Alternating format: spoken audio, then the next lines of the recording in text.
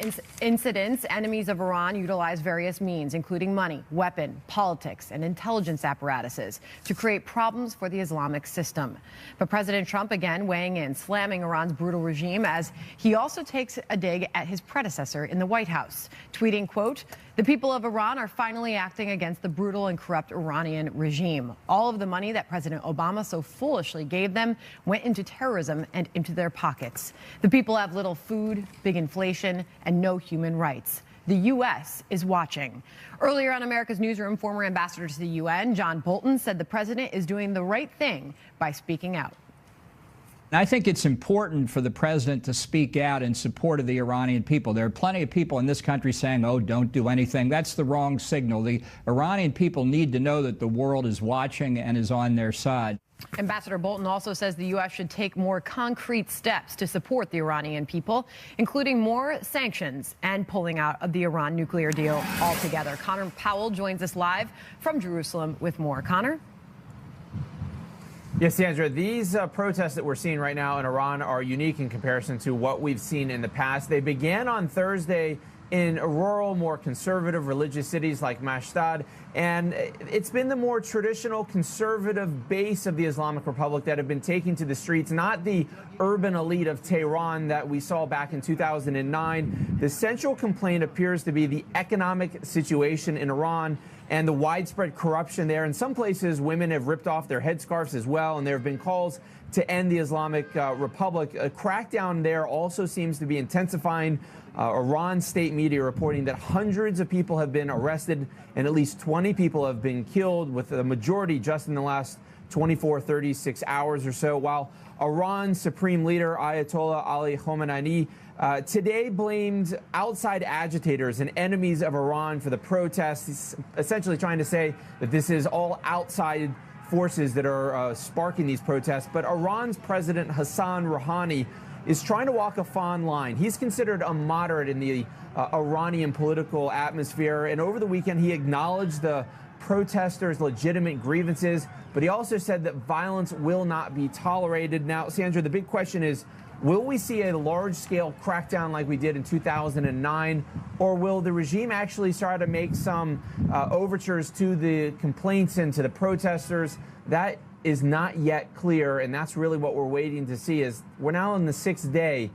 At some point, it feels like we're going to see sort of a bursting here, whether it's the government coming through with some concessions or a widespread crackdown on the people there protesting, Sandra. Connor Powell, thank you for that. Meantime, Republican Senator Lindsey Graham says the wave of protests in Iran are a result of President Obama's failed policies for the country and the region, particularly when it comes to the nuclear deal he helped broker with Iran's rulers. Well, it tells us that the Obama approach of relieving sanctions, hoping the regime would moderate, has failed. The people are not getting the benefit of sanctions relief. They're more upset with their oppressors than ever. The money from sanction relief has gone into rebuilding the Iranian military, and they're destabilizing the Mideast. So if I were President Trump, I would have a nationwide address pretty soon explaining why the Iranian nuclear deal is a bad deal for the world, what a better deal would look like, and urge Congress and the European allies to get a better deal with Iran before it's too late. So that's what he would do. What should the president do? Richard? Well, I think that Lindsey Graham has a point here, and later in the interview he talks about how North Korea is watching how President Trump handles Iran, because both of these are bad actors, and how you handle one determines how you handle the other in this sort of delicate balancing act for President Trump as we go into 2018. So I do think that this strategy of supporting the protesters is very important. It's a mistake that President Obama made in 2009. But I still do believe in the merits of the Iran deal, of the Iran nuclear deal, because it slowed down their ability to have a nuclear weapon. And now we have got to deal with these individuals who are really pushing for wanting a democracy, wanting a new government. And we've got to sort of handhold this part, because we saw what happened in Egypt when there was a push for new government and the Muslim Brotherhood came in. You know, Kennedy, Ambassador Bolton made a really good point, too, the distinction between 2009 and the post-election protests we saw then. That was protesting of the actual election. This is a much different situation where the regime itself is being protested. Yeah, absolutely. And it's also also, it's different economically in the way that you're seeing these expressions. And before in 2009, it was the middle class. It was people who had some money using their political voice. And now you're talking about people who've been truly economically hurt. They've been hit really hard by inflation in that country. And, you know, there's obviously a much greater pool of people there who feel like they don't have as much to lose. So you're going to see, you know, slightly different outcomes, because when you have more people with less to lose and they feel empowered and so frustrated, that we could see a very different end. And I think the press really likes contrasting the difference between this president and the former president. And, you know, although they like to say that President Trump is being too brash and coarse and he's inserting himself too much in this, I think there's something important to learn from the lessons of President Obama holding back so much. Because, you know, and I think in a positive way, we can say in the United States, we respect demonstrations. Freedom is the ultimate ideal, and we support you in that. And what that means of this administration is obviously vastly different than what it meant. And the way the president left off his most recent tweet on this is, "We're watching." An important message, says Lindsey Graham, but we have to also act. Right, yeah. President Trump said we are watching. He also said it's time for change. And there's also credible reports of Iranians chanting death to a dictator, that they no longer want to live under a murderous, oppressive regime. And there are stark differences between the way that President Obama handled Iran and how President Trump has handled Iran as well. And I think it was an intentional ignoring of what happened in 2009 for President Obama, because he had his eyes on the Iranian nuclear deal. That's what he wanted. That's what he staked his legacy on. So he ignored provocations from Iran. He ignored, according to the recent Politico report, that he stood in the way of Project Cassandra. And he stood in the way of trying to stop a $1 billion per year drug and money laundering scheme by Hezbollah, an Iranian proxy. So, you know, and we look at no less than a week after the Iranian deal, I think it was a week later, they put our sailors on their knees and shot it for propaganda purposes. And now you have President Trump, who even just in his rhetoric, we've seen such a change. And I think what this really does is underscore and highlight the Iran deal. And what does President Trump do about it? What does Congress do? And he did remind everybody in that tweet about those sailors, bringing it back to our attention. Harris? So what's interesting about what you guys are pointing out and the difference between when they've had a revolution in the streets before and now, and calling for the death of the regime, is also what this regime might do in response. Social media is playing such a huge role in this. It's not just Iranians on the ground in Iran, it's those here in the United States and all around the world who are protesting with them. And so this government has shut down Instagram. Yeah, it's going after the via ways, if you will, those digital alleys where people can get together and plan organized marches and protests. But in all of that, they've arrested 450 people. And here's where they're willing to go. And I was reading about this morning. It's called Muharaba.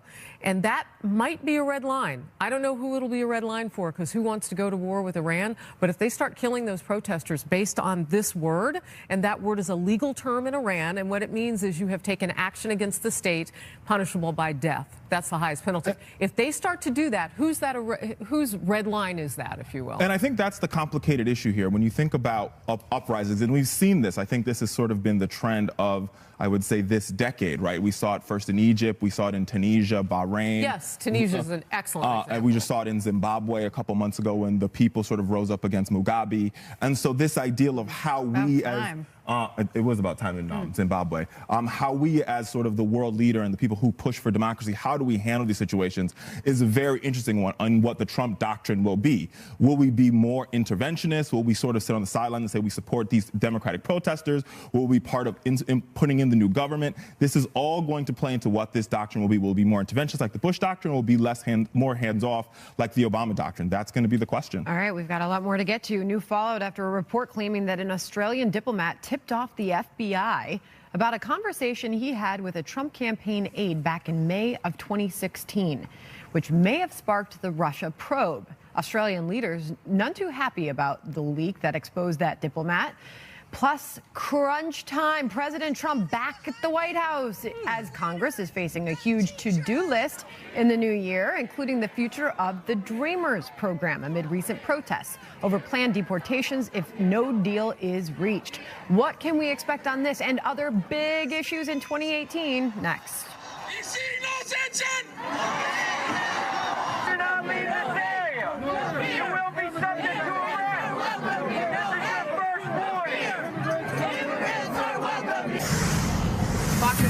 President Trump back at the White House now as Congress is facing a huge to-do list with some big deadlines looming, including funding the government to avoid a shutdown. Didn't we just go through that? Among other issues in this high-stakes midterm election year, also congressional leaders from both political parties are expected to meet tomorrow with some White House officials to renew talks over the fate of the so-called Dreamers program, DACA, which expires, by the way, March 5th. This after President Trump's recent warning that there would be no deal protecting Dreamers from deportation without a tougher border security. He means the wall. The president tweeted Friday, quote, "The Democrats have been told and fully understand there can be no DACA without the desperately needed wall at the southern border and an end to the horrible chain migration and ridiculous lottery system of immigration, etc. We must protect our country at all costs." Exclamation point. Chief Congressional Correspondent Mike Emanuel. Happy New Year. Our first time together in 2018. Take it away. Harris, Happy New Year. That immigration issue dealing with those young people brought to this country illegally by their parents is clearly still on President Trump's mind. The president tweeting today, Democrats are doing nothing for DACA, just interested in politics. DACA activists and Hispanics will go hard against Dems. We'll start, quote, falling in love with Republicans and their president. We are about results. A leading House Republican also weighed in on the issue earlier today. As it relates to DACA, look, we need to end chain migration. We need to end this lottery system that, as we've seen time and time again, is a failed and flawed system. Let's get back to the things that work. We let 1 million people into our country legally every year, the most generous nation in the world. Let's strengthen that legal system and border security in place, and I think you can see an agreement that can be reached. A White House official tells Fox Budget Director Mick Mulvaney and White House Legislative Affairs Director Mark Short will meet with the big four leaders of Congress at the Capitol tomorrow. Ryan, Pelosi, McConnell, and Schumer with some big items on the 2018 agenda. A big question is whether Democrats are willing to cut deals in an election year. First of all, I think we've got to try to work with each other because there are a lot of things that we've got to deliver for the American people. So I don't say that I'm not going to work with anybody. We clearly have to get a budget passed in January and make it long term. But there are so many other subjects. We've got to worry about pensions, health care. The president is expected to meet with Senate Majority Leader Mitch McConnell and Speaker Paul Ryan at Camp David next weekend to discuss the 2018 legislative agenda. Harris. All right, you teed it up. Now we'll talk about it. Thank you very much. Richard Fowler. Democrats have some opportunities to get into the game here. Are they going to take them?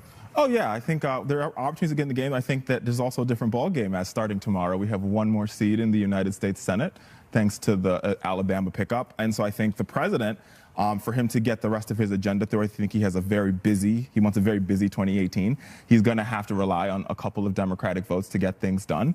And on top of the fact that he has some vulnerable Republicans. So I think he's going to have to work with Democrats. So the ideal or the notion that he has to depend on just getting the, like, I need the wall, I need the wall, I need the wall, is probably his tune's going to change in a couple of days because he's going to need Democratic support to get anything done. You know, Lisa, it's kind of ironic based on what Richard just said, because, I mean, it's true that the game would have been quite different before the end of 2017. Now they do have a pickup on the other side of the political aisle, but they really couldn't rush DACA through. There were Republicans who didn't want to see them do that. Well, and Richard makes a great point. You know, Republicans are down a seat in the Senate, so that certainly does make things more difficult. But on an issue like immigration, you know, it is going to have to be something bipartisan. And there's some very big divides, both in the Republican Party, I think, on how to address it, and within the Democratic Party. You also have President Trump saying, you know, no wall, no dice. But you have Democrats and even some Republicans saying that they don't want a wall. So it's going to get real interesting. So what is the divide in the Republican Party over this issue? I mean, you've got people like Senator John McCain, Lindsey Graham, you know, part of the Gang of Eight, Jeff Flake, who have supported comprehensive immigration reform.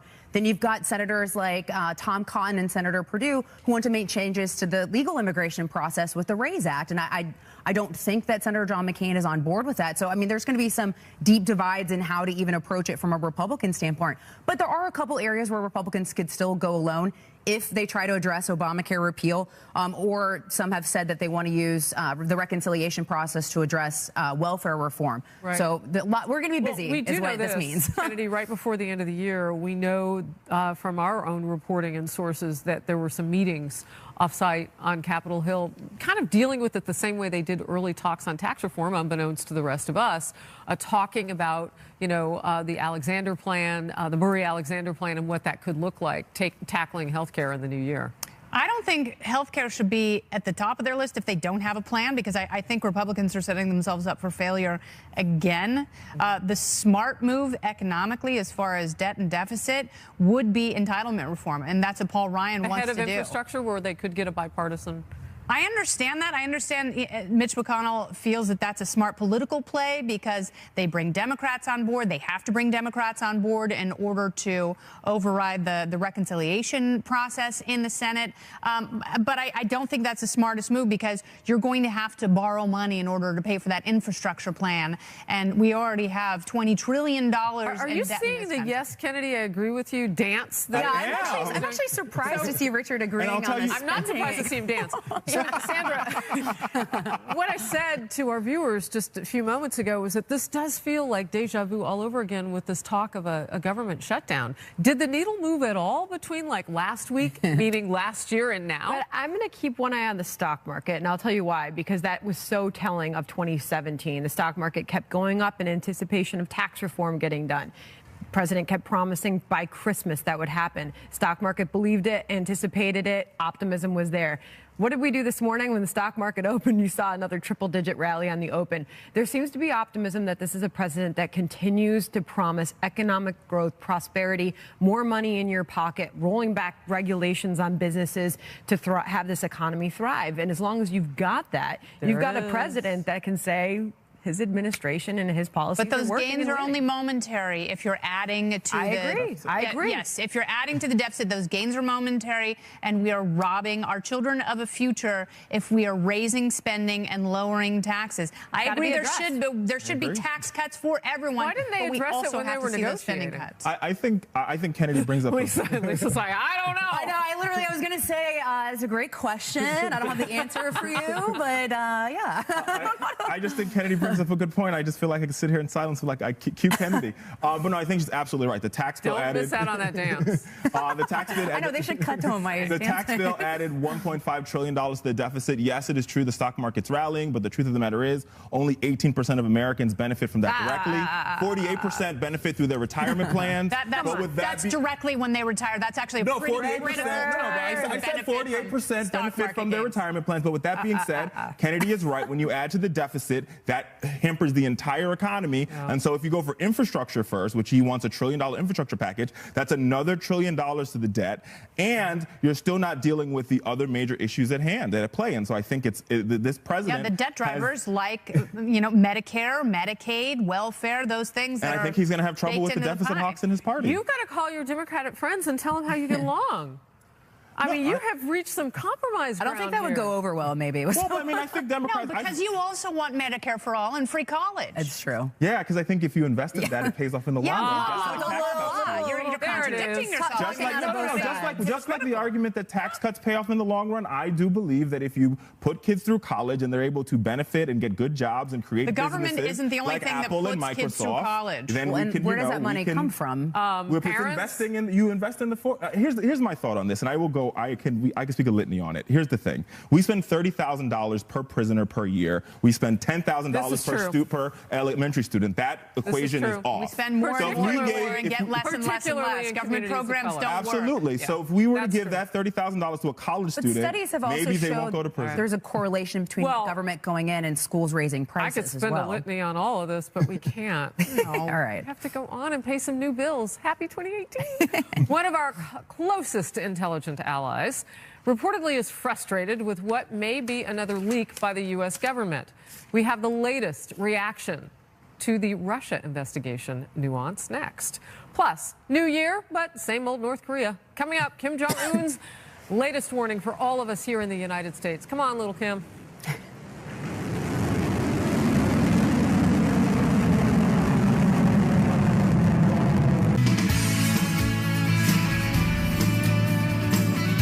New developments in the Russia investigation. Australian officials are reportedly frustrated over another possible leak by the U.S. government. This after an Australian diplomat was said to be the source of information that potentially sparked the FBI's probe. It all stems from a New York Times report about a conversation back in 2016 between former Trump campaign aide George Papadopoulos and an Australian diplomat. While drinking in London, Papadopoulos reportedly spilled secrets to that diplomat, telling him the Russians had dirt on Hillary Clinton. According to the Times, 2 months later, Australia relayed those talks to the FBI. Kennedy, your thoughts on this report and what it tells you? I don't know. I think the whole thing's weird. And I understand every country, like, come on, just leave us out of your leaks. You know, I understand that you guys are more of a colander than a bowl, and everything just flows through when it's convenient to the leaking party. I totally get it. I also think it's very odd that George Papadopoulos, who is still one of the most mysterious figures in this whole thing, because if you ask one person, he's a coffee fetcher, but if you ask opposition to the administration, he was the architect of our nation's foreign policy. But he's blathering like a sorority girl at a mixer. Apparently at a bar, just like, blah, blah, blah, the Russians have dirt on Hillary. The Russians had dirt on everyone. But then, you know, apparently it took 2 months for this diplomat to actually relay the information to the FBI. So maybe he didn't think it was that important. Well, that's what Australia is saying today. Yeah. Their government is saying this shows you how low down the totem pole this information value really was because of the time that had lapsed. And the fact that the person who relayed it was completely inebriated. Well, it was a drunken There's that too. fest. Lisa? Well, I mean, I think of two things with this story. You know, one, leaks are a problem. We already saw a temporary pause on information sharing with the UK over the Manchester. Leaks were a problem in the White House. Leaks are a problem everywhere. And intelligence sharing is important. I mean, Israel has shared information with us over computer bombs that the ISIS were trying to make that potentially helped save lives. But then there's also another component of this as well. There's always been so much criticism of President Trump and his distrust of intelligence communities, but he has a reason to be. We continue to see leaks of important information. We have the leak of the Flynn conversation with the Russian ambassador, which was illegal. Still don't know who did that. We have James Comey, who intentionally defied government protocols. He criticized Hillary Clinton for doing. We have James Clapper, who wanted to share basically a propaganda piece with the dossier to President Trump. Then the meeting was leaked to CNN. So, I mean, I think he has every reason, or the FBI potentially using the dossier to obtain a FISA warrant. I think there are reasons for President Trump to distrust the intelligence community. You know, so those are the two things I think of with this. Question. So what does this mean in terms of the New York Times or any of the other papers who may be looking at doing these types of investigations? What does this say about where the line is with collusion in the Trump campaign? Like, now we're looking at a situation, well, maybe it didn't start with the anti-Trump dossier. Maybe it started with this. I mean, where is... So I've said all along, I think you've got to. I am one of those individuals, along with Jeff Flake and a lot of others, who really trust Mueller on this. I think he's the top prosecutor. Wait, I just hallucinated. Did you just say you and Jeff Flake are of one mind? Yeah, we both trust. Who is 2018 Richard Fowler? No, I don't know. He came in a blue suit and turned into something. No, I mean, I think there's a lot of Democrats that also trust Mueller as well. And here's why. Because I think there's going to be leaks. There's going to be people telling us bits and pieces of this Mueller investigation, but only Mueller and his team knows exactly what's happening. None of us do. We have a bit here, a bit there. We know what's in some court documents that have been unsealed. But as far as this entire investigation, we just don't know. Only Mueller, his team, and the judge that is issuing these subpoenas in the grand jury actually know what's going on. President Trump doesn't even know. So when he says, I'm totally in the clear, he's speculating because he doesn't know. We know when there's leaks on the special counsel investigation, which we shouldn't be saying either. No, I agree, but I'm not saying, but we don't know. All I we don't know I if heard those leaks Richard are credible Fowler leaks or say not that he and Senator Jeff Flake of Arizona are of one mind on this issue. Because Mueller has credibility. Right? Well, Flake also hates President Trump. A dire warning from a former top U.S. military official came this weekend. Ex-chairman of the Joint Chiefs of Staff, Admiral Mike Mullen, says the United States is closer to nuclear war with North Korea than ever before. That comment comes after Kim Jong-un claimed to have completed his nuclear weapons program and issued a stark message of his own. The entire United States is within range of our nuclear weapons. The nuclear button is always at my desk. This is a reality, not a threat. Meanwhile, North Korea now apparently wants to restore the lines of communication with South Korea, reaching out to talk about sending a delegation there for the Winter Olympics. President Trump responded by tweeting this: sanctions and other pressures are beginning to have a big impact on North Korea. Soldiers are dangerously fleeing to South Korea. Rocket Man now wants to talk to South Korea for the first time. Perhaps that is good news. Perhaps not. We will see. Kennedy, what will we see? If North Korea sends a delegation to the Olympic Winter Games, you will see an entire group of people defect at once. So in that regard, I hope they do. I hope they actually achieve their freedom. I would also be shocked to see which events they excel at. Wow. Wow. No, I mean, as far as the message that Kim Jong-un and the strategy that he is playing in the new year, President Trump, does he have, and I should probably pose this one to Lisa, is he conveying the right message and a strong enough message on the part of the United States at this point as we enter a new year? I mean, I think he's been trying by pushing increased sanctions. The problem is China's cheating. We've recently found out Russia's cheating. And my biggest fear with all of this is that CIA Director Mike Pompeo said not too long ago that we're only a few months away from North Korea achieving the technology that they want. And so I think... Do you believe them when North Korea says that they are now completely nuclearly equipped and their program is complete? I have more faith in Director Pompeo saying as much, and that they're only a few months away from that. So that's terrifying. So the question is, what can we do? What do we do in that interim period of time? Because that's not a lot of time to try to push pressure on or put pressure on China to do anything or sanctions. So does that leave military options? And the Pentagon said the only way to fully get rid of the nuclear sites is a ground invasion. So I'm pretty fearful about what we do with North Korea and what options we have. So whenever I ask this question, I always get feedback on social media like, how could she not know that? But I have to ask this question now. So what does North Korea want that we have that can keep them from going forward? I think North Korea wants two things, or at least the father and the grandfather want two things. They want to be recognized, they want normalized diplomatic relations, and they want to maintain their regime. I think I sat on this couch and got bombed on Twitter for saying it, but I'll say it again.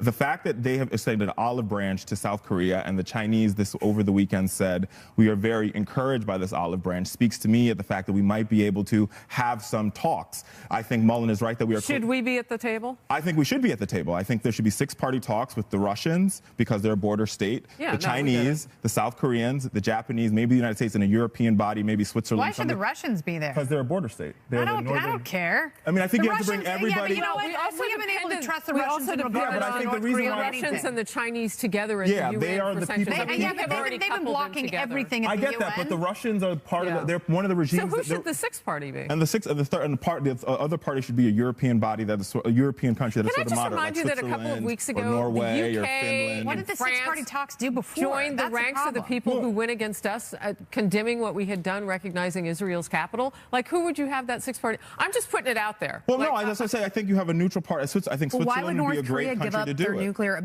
but I mean, North Korea, the only thing North Korea has going is the power to bully. I mean, why would they want to denuclearize? What's in it for them? But what is most important is anyone in the world? No, but is anyone in the world willing to accept that North Korea is now a nuclear-powered country? Are you willing to accept that? If the United States can say, well, you know, it's either a ground war or we just throw up our hands and say, you know, I guess this is it. Well, that's going to be Pompeo is right. If he's right, then he's closer to what North Korea is saying about its capability, which was what Kennedy was pointing to. That's not a lot of time. That's not a lot of time for anything. The one thing I will say is that we got really close to getting a deal in 1993 under the Sunshine Policy with Bill Clinton, and that was because we were close to saying finding a way to somehow normalize relations, and that's what we've got to do if we want to stop a nuclear war, which is mutually assured destruction for everybody. No, we didn't get it. All right, we'll move on. Former FBI Director James Comey sparks controversy, appearing to take a jab at President Trump in a New Year's Eve tweet. The former FBI director is back on Twitter. This as the FBI continues to be mired in political bias questions. Does Comey's tweet hurt the credibility of the institution he once ran? Stay close.